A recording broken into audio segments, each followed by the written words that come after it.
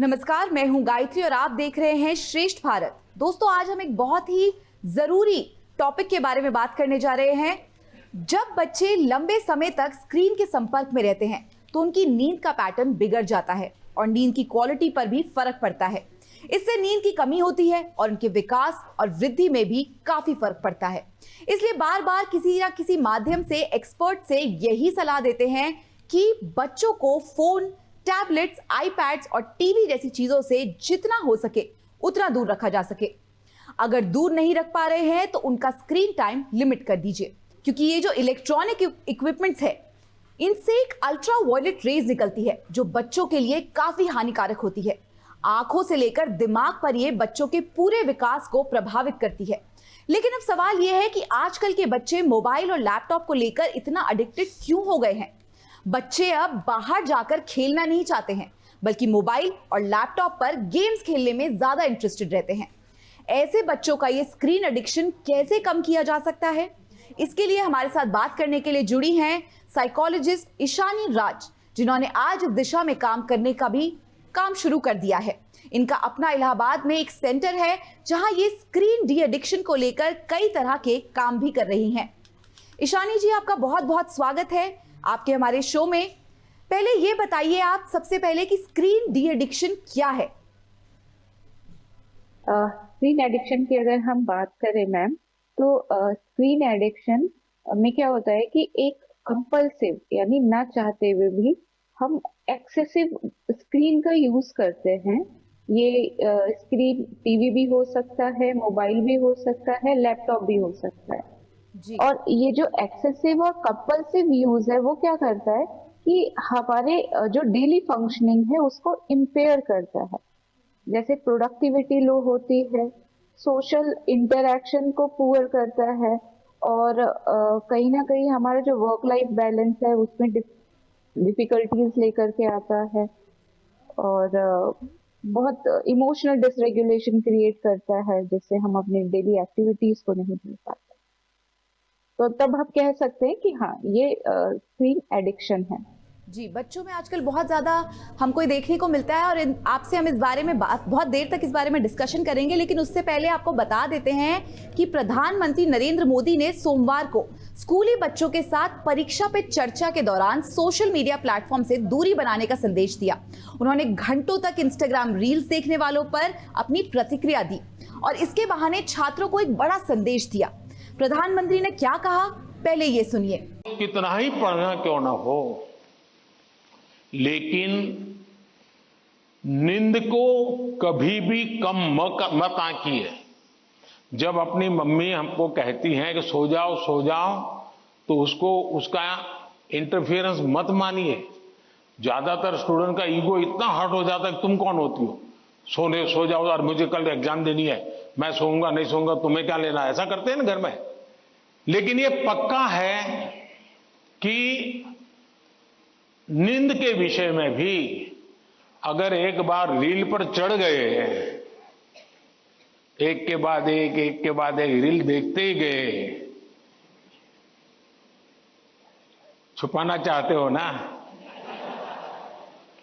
कितना समय बीत गया पता नहीं, कितनी नींद खराब हो गई पता नहीं, क्या निकाला, पहला रील देखा था याद करो जरा, याद भी नहीं है, ऐसे ही देख रहे हैं। ऐसे हम नींद को बहुत कम आंकते हैं। आज आधुनिक हेल्थ साइंस जो है वो नींद को बहुत तवज्जो देता है। आप आवश्यक नींद लेते हैं कि नहीं लेते हैं, वो आपके स्वास्थ्य पर बहुत बड़ा महत्वपूर्ण है। मोदी जी ने जो कहा वो एकदम सही कहा। हमें बच्चों के अंदर ये रील्स का पागलपन और दिन भर सोशल मीडिया पर रहने वाले एडिक्शन पर लगाम लगानी पड़ेगी। फिलहाल जो हमारे साथ मौजूद है साइकोलॉजिस्ट ईशानी राज जी, उनसे आगे बढ़ते हैं और उनसे और सवाल पूछते हैं। मैम, मैं आपसे ये पूछना चाहूंगी कि ये जो स्क्रीन एडिक्शन है, इससे अभी पीएम ने भी हमको अवेयर करवाया है और पेरेंट्स को बताया है इस बारे में कि स्क्रीन एडिक्शन एक एक्चुअल रियल प्रॉब्लम है। तो इसके कुछ सिम्टम्स आप हमें बताएंगे, हमारे साथ शेयर करेंगे। क्या सिम्टम्स होते हैं स्क्रीन एडिक्शन के इन चिल्ड्रन एंड अडल्ट्स? सबसे पहले हमें स्क्रीन एडिक्शन के जो 3 फेनोमेना है उसको अच्छे से जानना है। क्रेविंग, टॉलरेंस और विड्रॉल। क्या होता है कि जब भी स्क्रीन एडिक्टिव बिहेवियर से बच्चा जो है वो पीड़ित होता है, तो आप उसके अंदर एक क्रेविंग देखेंगे। क्रेविंग इन द सेंस कि सुबह उठ करके उसे कुछ भी नहीं चाहिए, बस मोबाइल ही चाहिए या टीवी ही, स्क्रीन के अदर जो इलेक्ट्रॉनिक डिवाइसेस है वही उनको चाहिए।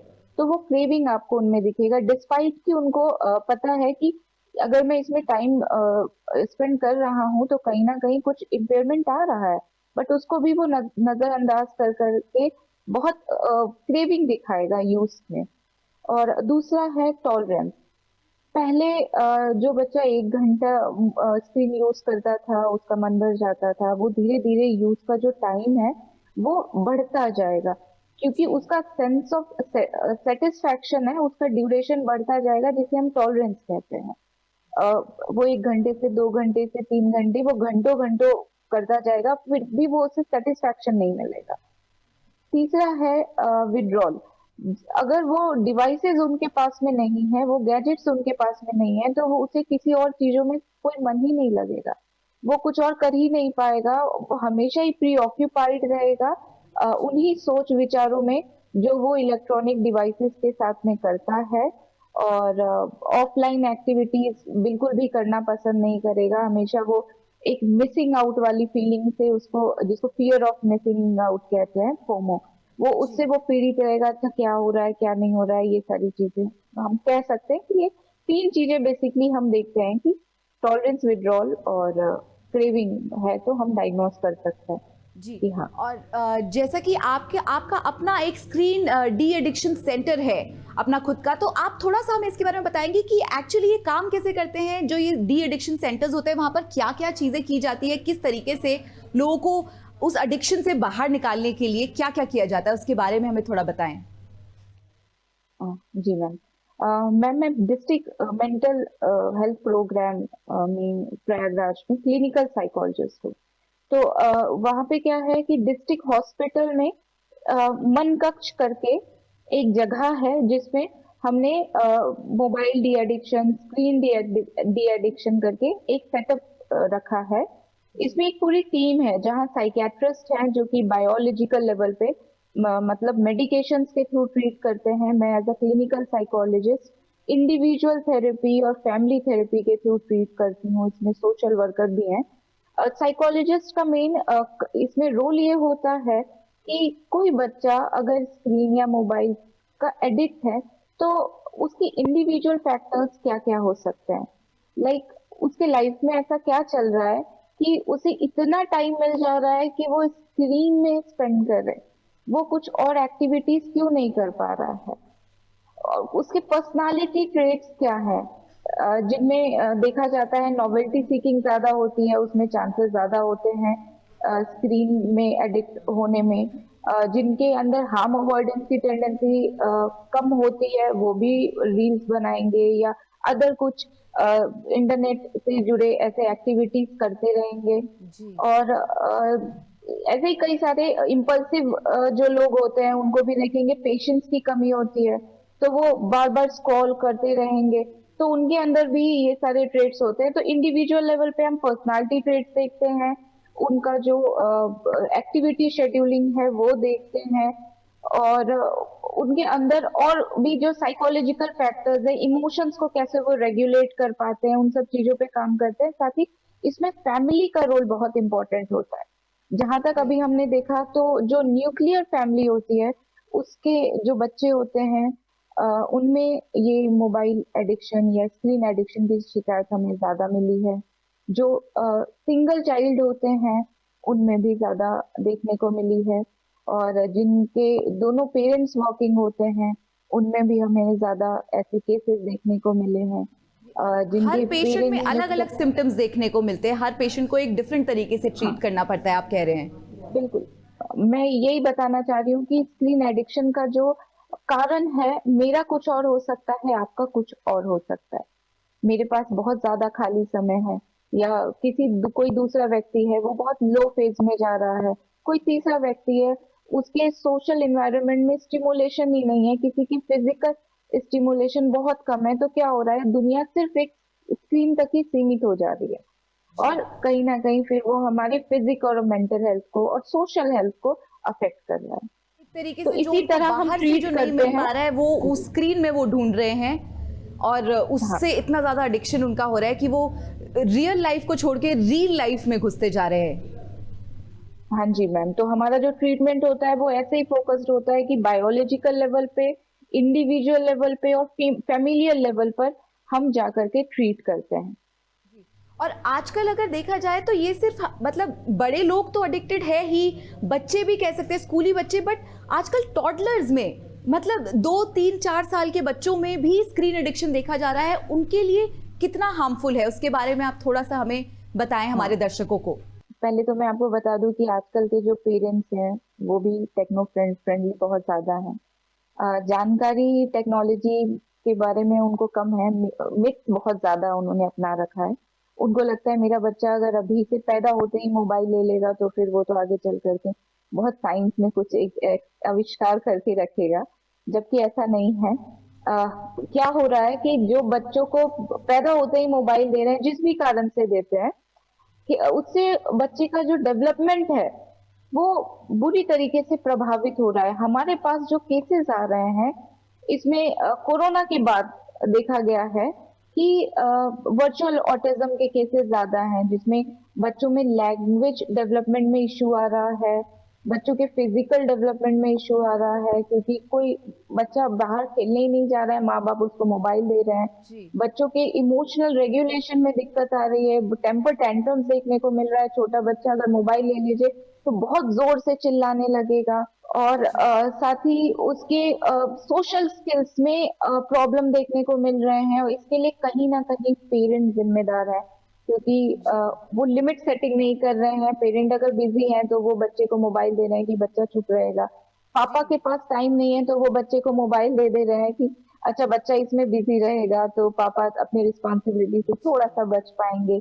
दादी नानी को देखेंगे तो उनके टाइम में मोबाइल नहीं था, लेकिन अभी छोटा बच्चा जब यूज करता है तो उनको लगता है अरे नहीं, ये तो हमारा बच्चा तो बहुत ही कुछ अच्छा कर रहा है, तो इसको दे दो, इसको दे दो, इसको रोने नहीं देना, इसको मोबाइल दे दो।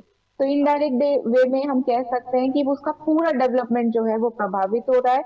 मेंटल डिसऑर्डर्स की अगर बात की जाए तो ऑटिज्म, एडीएचडी, मेंटल रिटार्डेशन जैसे कई केसेस हैं जो टॉडलर को सिर्फ स्क्रीन टाइम आप अगर ज्यादा दे रहे हैं तो उससे हो रहा है।